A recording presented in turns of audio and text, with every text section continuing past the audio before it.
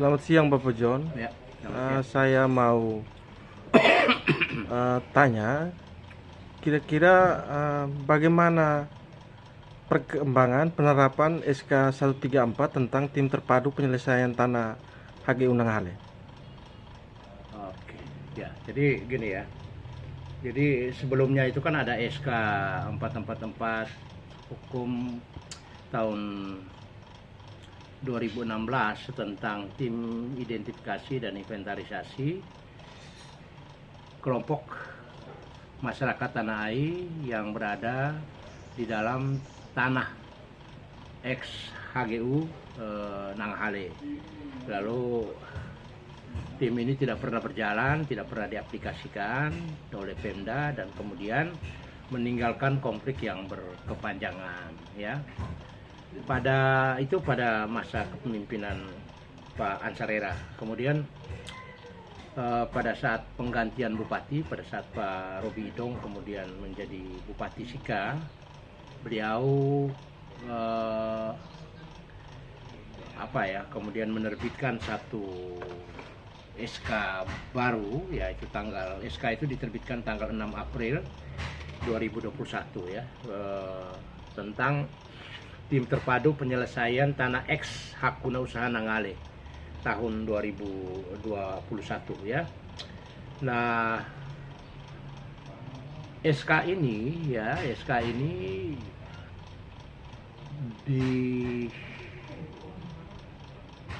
dilakukan upaya sosialisasi ya pada tanggal 30 September 2020 di Hitohalok dan tanggal 1 Oktober 2021 di pasar ya, bangunan pasar waktu itu belum terpakai di Nanggahale. Tim terpadu yang masuk dalam SK ini adalah para birokrat, kemudian dengan para klerus ya, para pastor yang saya juga pasti mewakili PT Krisrama masuk di dalam tim ini. Jadi tim ini tanpa masyarakat, tapi judulnya penyelesaian HGU ex HGU Nanggahale. Jadi penyelesaian ex HGU Nanggahale. Jadi stakeholder yang menyelesaikan tanah HGU Nanggahale itu hanya birokrat dan para klerus atau wakil dari PT Krisrama. Sementara masyarakat yang secara existing itu sedang menguasai dan menduduki tanah tersebut sejak tahun 2000 dan tahun 2014 itu tidak masuk di dalam tim ini. Jadi seolah-olah tim ini adalah satu kelompok orang yang kemudian berdasarkan aturan pemerintah daerah itu diposisikan atau diproyeksikan mengatur tentang nasib dari masyarakat, karena mereka tidak terlibat di dalam situ. Pada waktu sosialisasi 30 September dan 1 Oktober itu kami sama sekali tidak diberikan naskah SKHGU sama sekali. Naskah SKHGU itu tidak pernah diberikan kita, tapi pada tahun 2020 itu sudah disebutkan ada SK 134, disebutkan SK 134 ini sebagai dasar hukum pembentukan tim terpadu. Itu sosialisasi pada tahun 2020, tapi SK-nya kemudian keluar 2021. Tapi waktu itu sudah ada pendasaran seperti itu. Nah, pada penjelasan itu sama sekali kita tidak diungkapkan apa isi dari SK itu. Tapi tim yang hadir waktu itu diketuai oleh PLT atau PLT Sekda Sika Pak Sirilus ya, Pak Sirilus, kemudian ada Pak Ciko ya. Pak Ciko ini nama lengkapnya itu Francisco Viena Parera. Ini kepala kantor pertanahan Kabupaten Sika ketika itu. Kemudian juga yang menjadi moderator itu Pak Yosef Benyamin. Nah, pada saat sosialisasi itu awal sekali yang dijelaskan kepada masyarakat itu adalah bahwa proses penyelesaian ini adalah sebuah mekanisme penyelesaian yang paling akhir. Tidak mungkin lagi terjadi penyelesaian berikutnya, karena ini upaya yang serius untuk dilakukan penyelesaian. Oleh karena itu, masyarakat tidak akan diusir lagi dari wilayah atau dari tanah-tanah yang telah mereka kuasai di HGU ini. Yang harus dilakukan adalah perundingan.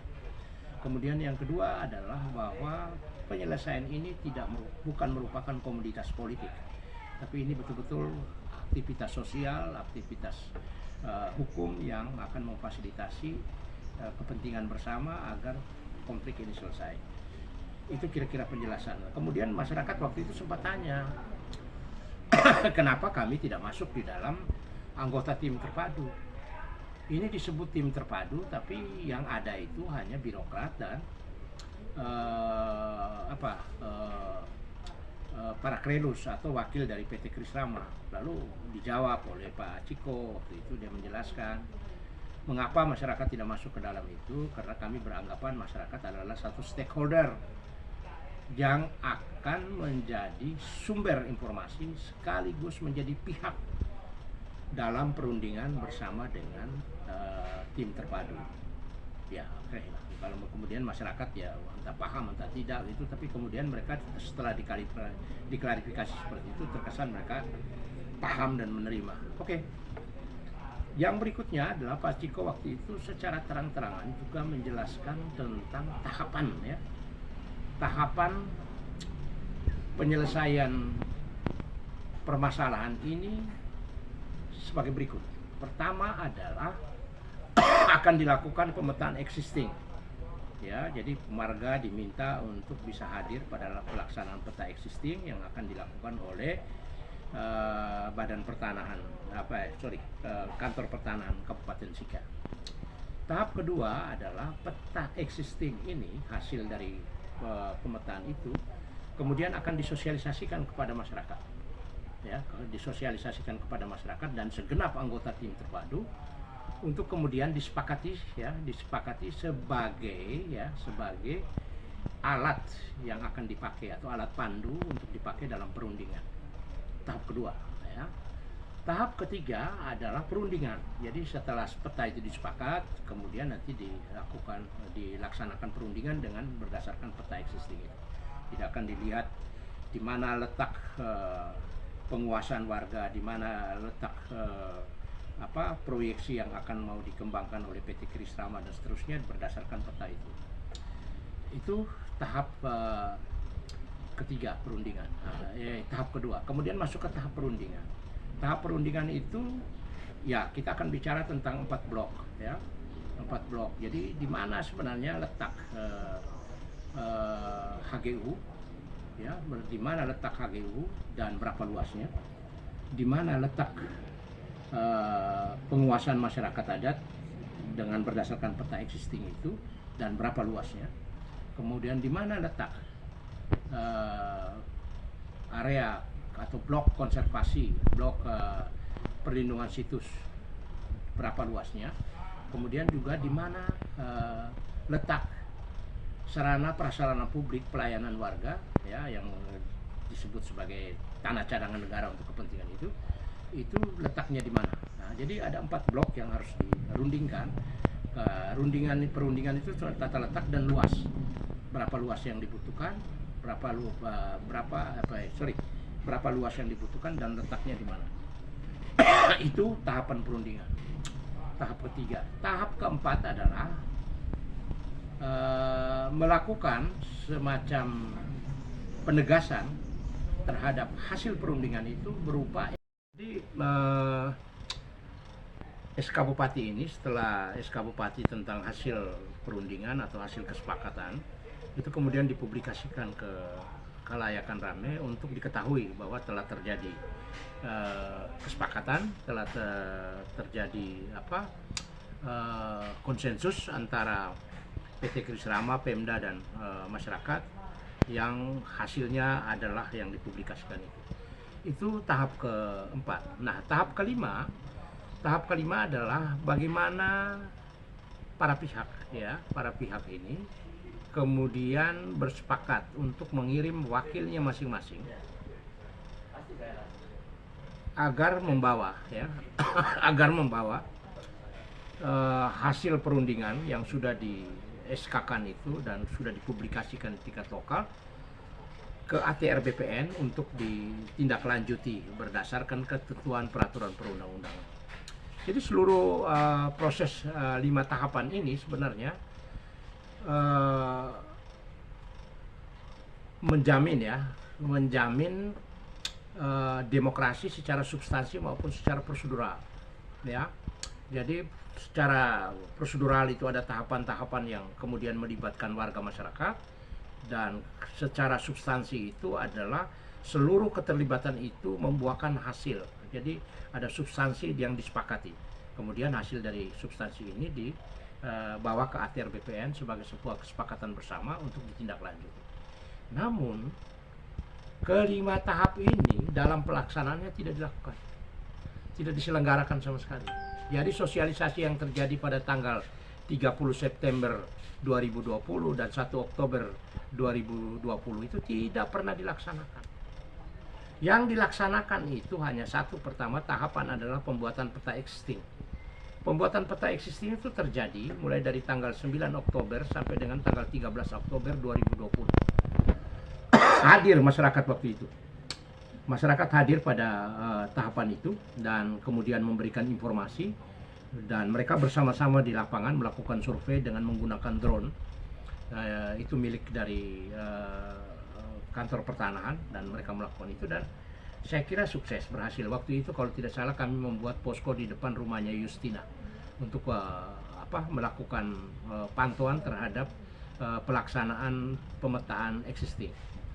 Nah, setelah pelaksanaan pemetaan existing, ya, kemudian beberapa bulan berselang gitu, dilakukan sosialisasi, ya, pada tanggal 16 Desember, ya, pada tanggal 16 Desember 2020 itu hadir Bupati Sika, hadir Wakil Bupati Sika, itu terjadi sosialisasi di aula rumah jabatan, ya, di rumah jabatan. Banyak orang, kami hadir banyak sekali.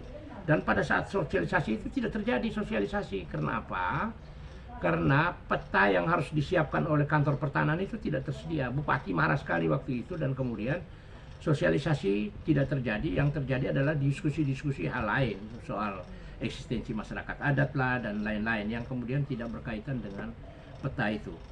Lalu gagal, hari itu tidak terjadi. Kemudian sosialisasi lagi terjadi pada tanggal 10 Februari 2021. Lagi-lagi di aula rumah jabatan, Bupati hadir dan Wakil Bupati hadir. Peta belum dipresentasikan juga, ya. Peta belum dipresentasikan juga, tapi sudah mulai mengerucut pada pembicaraan berkaitan dengan 4 blok. Ya, 4 blok yang diproyeksikan akan menjadi mekanisme distribusi di dalam tanah HGU. 4 blok sudah mulai dibicarakan. Jadi ada blok HGU, blok masyarakat, blok konservasi, dan blok tanah cadangan negara. Itu sudah mulai dibicarakan. Karena 2 kali pembicaraan ini tidak beres-beres, maka kemudian masyarakat berinisiatif sendiri untuk datang bertemu kepala kantor pertanahan di kantor pertanahan. Datanglah kami pada waktu itu, saya hadir tanggal 22 Februari 2021. Itu kami diskusi dengan kepala kantor. Pada kesempatan itulah baru kami lihat itu benda itu, barang itu yang namanya peta existing itu pada saat itu di kantor pertanahan baru kita lihat benda itu. Nah, pada saat itu baru ada diskusi, ya, ada diskusi untuk mengidentifikasi wilayah-wilayah existing yang sedang dikuasai warga di depan kepala kantor pertanahan, juga dihadiri oleh pegawai atau oleh staf dari Dinas Perumahan, ada Pak Terhubert, dan ada beberapa pihak lain dari pemerintah. Masyarakat waktu itu banyak sekali hadir di situ dan diskusi seharian. Kami makan semua dari pagi sampai dengan sekitar jam 10 malam kami diskusi di situ untuk itu. Hasilnya kita bisa mengidentifikasi situs-situs budaya, kemudian juga ada beberapa tempat yang mesti menjadi perlindungan bersama, konservasi, karena ada nilai-nilai budaya, misalnya ada gua kelelawar dan lain sebagainya. Itu mereka identifikasi pada kesempatan itu. Nah, kemudian mereka juga identifikasi lokasi-lokasi yang mereka kuasai. Nah, waktu itu kemudian teridentifikasi bahwa tanah di wilayah Liwuk itu ada sekitar 15 hektar yang mestinya menjadi area pengelolaan masyarakat, kemudian tanah di sekitar Hitoalok itu ada sekitar 59 hektar yang harus dikelola oleh masyarakat, kemudian tanah di Likonggete itu sekitar 16 hektar yang harus dikelola masyarakat, kemudian tanah di Hutan Wair itu sekitar 76 hektar yang harus dikelola warga, kemudian tanah di Pedan itu sekitar 39 hektar. Jadi totalnya semua waktu itu diidentifikasi ada sekitar 205 hektar yang sedang dikuasai warga. Untuk apa? Untuk membangun rumah, membuat area pertanian, dan lain-lain. Di atas itu ada sekitar 205 hektar. Nah, ini bukan kesepakatan. Ini adalah informasi yang disampaikan oleh masyarakat berkaitan dengan peta existing. Jadi yang menginformasikan posisi dia berdasarkan peta existing. Jadi ada klarifikasi dan lain sebagainya. Bukan untuk membuat satu kesepakatan ketika itu. Nah, pada akhir pertemuan Pak Ciko bilang bahwa kita akan memposisikan pertemuan kita hari ini adalah pertemuan dengar pendapat dengan warga. Bukan perundingan, bukan persepakatan. Seluruh hasil yang kita temukan hari ini akan dibawa ke tim terpadu untuk kemudian diminta persetujuan agar pada saat masuk dalam perundingan nanti ini sudah menjadi data awal untuk perundingan. Ya, sudah menjadi data awal untuk perundingan. Lalu kami tutup pulang. Masyarakat tidak punya ekspektasi yang berlebihan, tapi berharap bahwa perundingan akan terjadi. Nanti di perundingan itulah kemudian akan dibahas secara serius tentang 4 blok yang saya maksudkan itu. Saudara-saudaraku sekalian, ya. Setelah itu kami dengar kabar Pak Ciko dipindahkan. Ya, Pak Ciko itu dipindahkan, jadi dia itu saya tidak tahu dia dipindahkan kemana. Tapi setelah berdiskusi dengan kita, Pak Ciko itu dipindahkan. Artinya tidak ada lagi diskusi mengenai itu yang berkelanjutan. Perundingan tidak pernah terjadi. Pengesahan hasil perundingan dalam bentuk SK Bupati dan kemudian dipublikasikan tidak pernah terjadi. Membawa hasil perundingan ya yang telah di SK-kan Bupati itu oleh para wakil dari masing-masing pihak ke ATR BPN untuk ditindaklanjuti tidak pernah terjadi. Proses ini tidak beres yang seperti mereka sampaikan. Itu tiba-tiba kami dapat informasi Bupati dan Bapak Uskup sudah pergi ke Jakarta untuk minta pembaruan, untuk minta HGU baru seluas 380 hektar. Di tengah-tengah perundingan belum beres. Nah, inilah yang membuat masyarakat kecewa. Perundingan belum beres, sudah mengajukan permohonan. Permohonan atas dasar apa? Perundingannya belum kok. Itu sudah diajukan. Belakangan baru kami tahu bahwa permohonan itu diajukan tanggal 27 April 2021. Belakangan baru kami tahu. Setelah permohonan ini diajukan, tidak ada lagi perundingan dengan warga. Seluruh tahapan yang sudah disosialisasikan sebelumnya tidak pernah dilaksanakan. Yang terjadi adalah pertemuan-pertemuan berikutnya adalah Bupati memaksakan masyarakat untuk menerima permohonan HGU-nya PT Kris Rama sebagai sebuah keputusan yang sah. Masyarakat tidak mau, mereka menolak. Jangan dong. Kita dulu udah bersepakat bahwa ini 5 tahapan. 5 tahapan ini belum beres kok, tiba-tiba sudah ada satu pihak di situ yang boleh menetapkan haknya, boleh mengajukan haknya tanpa persetujuan dari para pihak yang lain. Masyarakat menolak. Nah, ketika masyarakat menolak itu terus Bupati masih terus dengan melakukan pembujukan dan lain sebagainya agar masyarakat terima permohonan yang diajukan oleh PT Kris Rama. Tetap masyarakat tolak. Pada 22 Desember 2021, Bupati mengundang warga masyarakat untuk bertemu di aula Bupati, kantor Bupati baru. Bertemu di sana, di dalam aula itu. Dan Bupati sebelum pertemuan itu Bupati menjelaskan pertemuan ini hanya untuk mendengarkan informasi dan perencanaan dari pemerintah dan PT Kris Rama. Masyarakat tidak boleh bantah dan tidak boleh ada yang bicara. Dengar kami ngomong. Nah, ternyata pertemuan itu mereka membuat perencanaan untuk melakukan penanaman pilar. Penanaman pilar untuk melengkapi permohonan HGU PT Kris Rama. Masyarakat tolak waktu itu. Nah, ketika masyarakat tolak, ada penjelasan dari Kepala Kantor Pertanahan. Kepala Kantor Pertanahan menjelaskan begini, kalau terjadi pengukuran di lapangan, pastikan pengukuran itu terjadi di tempat-tempat yang tidak bermasalah atau tidak dipersoalkan. Sehingga clean and clear. Karena dia menyebutkan karena kalau mengukur itu di tempat-tempat yang bermasalah, di kabupaten lain, ATR BPN tidak mau memberikan HGU karena belum clean and clear. Ini pernyataan Kepala Kantor Pertanahan, ada rekamannya. Direkam oleh Anton waktu itu. Anton hadir waktu itu direkam. Kemudian, ya setelah itu Pak Bupati timpali lagi. Dia bilang oke, kita lakukan saja. Nanti kalau ada konflik di lapangan, saya akan turun langsung menyelesaikan. Saya akan turun langsung menyelesaikan. Sampai dengan saat ini dia tidak pernah terlibat dalam menyelesaikan konflik. Masyarakat keberatan tetap aja terjadi. Akhirnya tanggal 18 sampai dengan tanggal 20 Januari 2022 terjadi pengukuran. Pengukuran dan penanaman plang atau pemasangan plang. Masyarakat lawan. Masyarakat lawan cabut plang, satu orang dipukul oleh anggota Kodim, kemudian diurus di Kodim, damai dan lain sebagainya. Kemudian masyarakat mencabut 69 pilar, dibawa ke rumah pribadinya Bupati di Lingkar 2. Sebagai bentuk protes, kami menolak, masyarakat menolak. Waktu itu saya tidak ada di lapangan, saya ada di Nagekeo, di Waduk Lambo. Nah, setelah masyarakat keberatan itu, ya, kemudian tidak terjadi pengukuran, diam. Pada tanggal 26 Januari, saya diserang oleh sekelompok warga masyarakat yang mengaku pekerja dari PT Krisrama, menyerang saya, minta saya bertanggung jawab atas pencabutan pilar itu.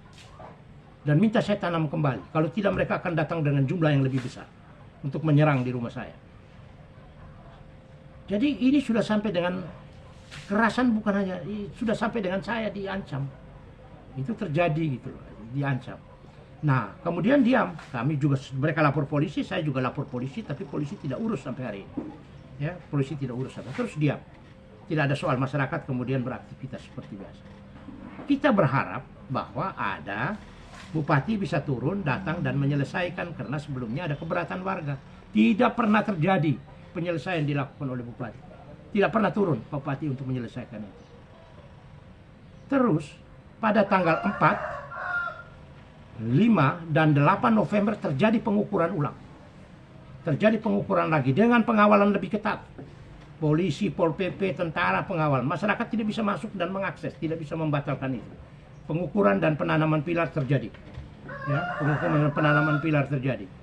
Masyarakat tidak bisa melawan. Akhirnya masyarakat kemudian menunda perlawannya. Pada tanggal 14 November mereka buat upacara adat, dihadiri oleh Kapolsek Waigete waktu itu, upacara adat untuk mencabut secara simbolik. Karena mereka takut dipidana, mereka cabut secara simbolik, dan kemudian tanggal 16 mengantar surat ke ATR BPN untuk menyatakan protes terhadap penanaman atau pemasangan pilar. Sejak tanggal itu tidak pernah juga terjadi dialog, ada keberatan masyarakat. Kita pergi tanya surat Kepala ATR BPN bahwa kami sudah sampaikan ke Kupang tapi belum dapat jawaban. Tiba-tiba tanggal 20 Juni 2023 terjadi pemeriksaan tanah B. Ya, pemeriksaan tanah B. Kami mendapat informasi bahwa paginya rapat di Sylvia. Ya, panitia B paginya merapat Sylvia, kemudian siangnya melakukan pemeriksaan tanah. Pada saat siang itu kami sudah informasikan kepada warga, udah tahu, kita informasikan bahwa kemungkinan akan terjadi penanaman pilar, akan pemeriksaan tanah B. Jadi sebagai warga kamu harus datang dan menyampaikan sikap kalian terhadap panitia B. Karena panitia B ini adalah panitia yang datang mengevaluasi keadaan tanah dalam rangka penerbitan HGU. Yang dalam aturannya jelas, apabila ada keberatan warga, maka penerbitan HGU dicegah. Tidak boleh dilakukan dulu oleh panitia B. Panitia B harus membuat risalah dan rekomendasi yang mengatakan dengan tegas bahwa pada saat pemeriksaan tanah B terjadi keberatan, permasalahan, dan konflik dengan masyarakat yang telah menduduki tanah itu sebelumnya. Tapi yang terjadi tidak sama sekali itu dilakukan. Padahal pemeriksaan tanah B itu gagal di lapangan. Kalau kamu pernah melihat video pertengkaran antara Bupati dan Joni Nura, ya, Joni Nura dari E-News, itu sebenarnya Bupati melarang Joni mengambil momentum atau mengambil peristiwa penolakan warga itu. Karena sesungguhnya mereka berkehendak ini tidak boleh diberitakan, karena mau mungkin ada kepentingan lain, mau menutupi dan lain sebagainya. Tapi kemudian Joni mengambil dan itu menjadi viral, adu mulut antara Joni dan Bupati karena soalan itu. Nah itu kemudian setelah itu tidak pernah terjadi dialog dan lain sebagainya. Tiba-tiba tanggal 20 Juli, tepat 1 bulan setelah tidak terjadi pemeriksaan tanah B, keluar SK HGU nomor 1 garing HGU garing BPN titik 53 garing 7 garing 2023. Jadi Anda bisa lihat, ya, kerjaan dari tim terpadu sampai di mana, untuk apa, dan apakah dia menyelesaikan masalah. Sama sekali tidak menyelesaikan masalah, tapi SK HGU keluar. Jadi saya kira itu beberapa komentar saya. Ini SK HGU itu keluar itu tanpa penyelesaian masalah yang serius. Dan penyelesaian masalah ini adalah mekanisme yang oleh Pemda sendiri menyatakan sebagai pemegang kewenangan untuk menyelesaikan masalah di HGU. Ada satu rekomendasi yang dibuat di situ adalah bahwa tim terpadu merekomendasikan agar tanah yang telah dikuasai oleh PT Kris Rama itu diterbitkan SK dengan catatan masyarakat harus direlokasi. No, tidak pernah terjadi itu semua. Dan justru yang terjadi adalah kekerasan demi kekerasan setelah PT Kris Rama mendapatkan SK HGU. Kekerasan 18 Desember 2023, 182 pohon warga ditebang dan dirusak. Kekerasan pada tanggal 29 Juli 2024, 142 tanaman warga habis. Kekerasan pada tanggal 22 Januari 2025, 120 rumah warga habis, 408 warga menderita kehilangan tempat tinggal, beberapa anak tidak sekolah, 1 orang ibu mati karena stres berada di pengungsian. Inilah dampak-dampak yang terjadi akibat SK 138 tidak sungguh-sungguh dijalankan dan tidak sungguh-sungguh memenuhi, ya, tidak sungguh-sungguh memenuhi prinsip good governance, ya, prinsip good governance, transparan atau partisipatif, transparan dan akuntabilitas.